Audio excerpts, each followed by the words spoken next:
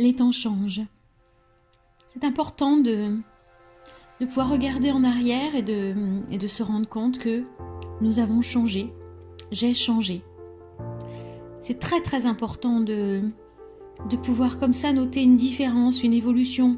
En tout cas moi personnellement qui suis une passionnée du travail sur soi, du développement personnel et en quête de toujours la meilleure version de moi-même pour pouvoir retransmettre au mieux et être cohérente avec ce que je transmets à mes clients. Et quand je regarde en arrière, je me souviens à l'époque où à chaque échange ou à chaque conflit, même quand c'était des échanges non conflictuels, je prenais toujours soit le mauvais mot ou la mauvaise interprétation pour moi-même. Donc je me sentais touchée et effectivement si ça appuyait sur des petits boutons sensibles, eh bien ça pouvait soit déclencher un quiproquo ou alors ça pouvait soit déclencher une petite dispute ou effectivement un malaise.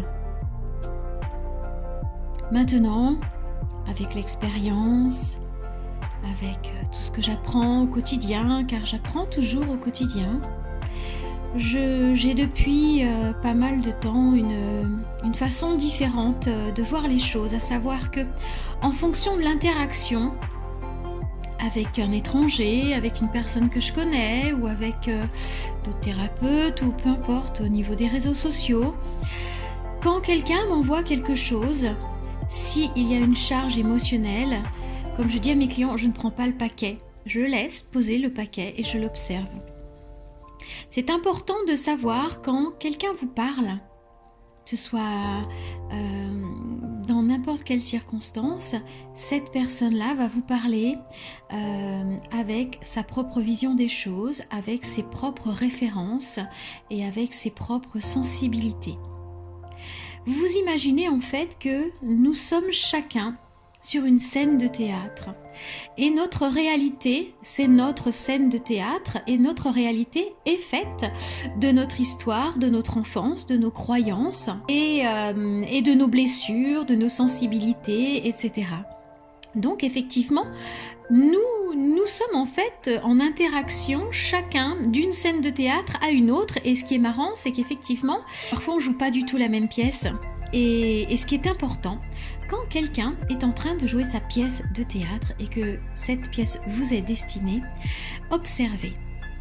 Et si vous voyez une personne qui est en colère ou qui se plaint ou qui reproche des choses, essayez de comprendre que cette personne-là vous répond en fonction soit d'un de ses besoins qui ne sont pas remplis, ou en fonction de ses propres croyances. Si effectivement ça vous touche une corde sensible, et ce qui est normal, on est humain, hein, moi je réagis toujours, hein, il y a des fois même je fais le faux pas de rentrer dans la scène en fait, et c'est après coup. C'est après coup que je me dis, ah non, là tu as réagi en fonction de quelque chose qui était douloureux, donc essaie de comprendre pourquoi. Voilà, conscientiser, il n'y a pas d'erreur, hein. Ce qui est important, c'est d'avoir conscience. Donc quand quelqu'un vous parle, il vous envoie quelque chose, que ce soit un reproche, que ce soit une critique ou que ce soit une complainte, sachez que cette personne-là réagit en fonction d'elle-même et pas en fonction de vous. Donc prenez du recul et essayez de comprendre. Après, il y a plusieurs solutions.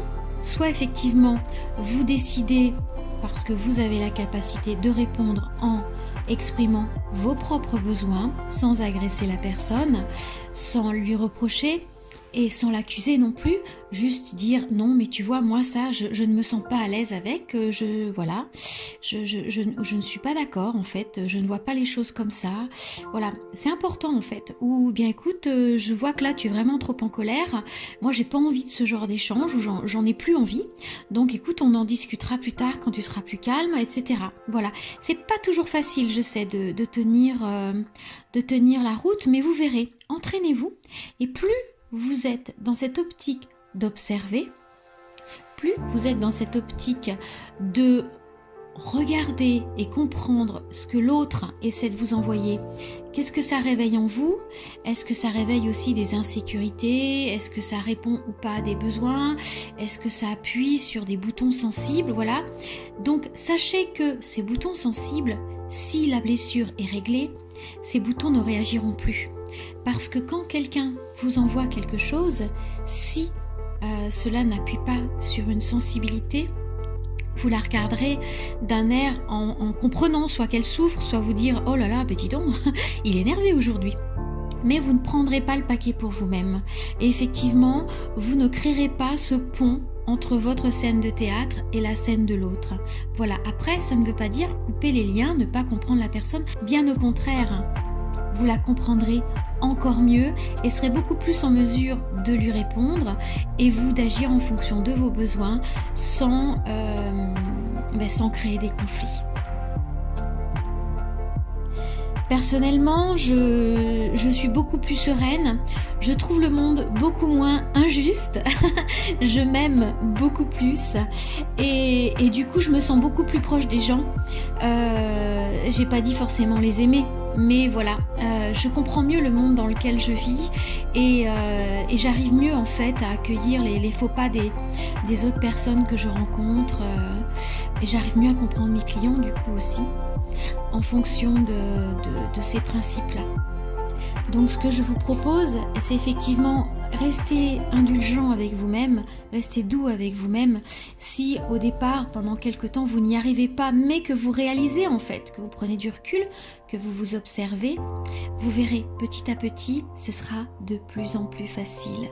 Donc en résumé, prenez conscience que quand on réagit avec son ego, c'est-à-dire qu'on décide de prendre pour nous-mêmes une réflexion, une situation, une accusation, peu importe, qu'on décide, on accepte le paquet que l'on nous envoie, ce paquet à charge émotionnelle, là on va mal réagir. Si on décide de prendre du recul, de regarder la personne dans son ensemble, de s'imaginer à quel besoin elle répond en étant comme ça, soit c'est une personne qui a effectivement l'habitude de ne pas être écoutée, qui pense qu'il faut qu'elle crie ou qu'elle accuse, une personne qui a un sentiment d'abandon, donc effectivement elle va essayer de vous reprocher de ne pas bien s'occuper d'elle, ou voilà, observez et essayez de comprendre. On ne vous demande pas de devenir un thérapeute, mais juste au moins de voir la personne et que si elle réagit d'une certaine façon, sachez que c'est pas contre vous.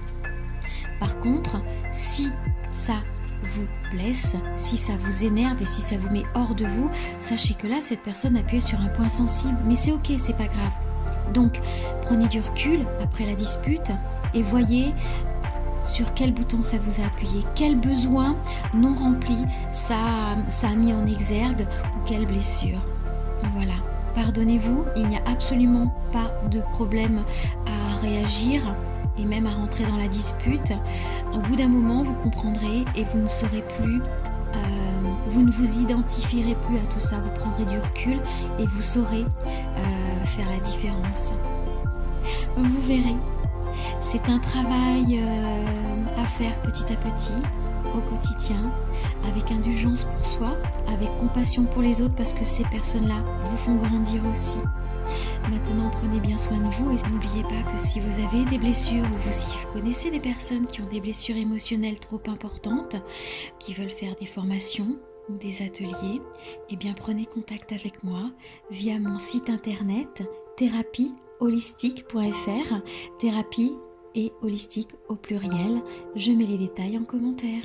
Merci pour votre écoute. Prenez bien soin de vous.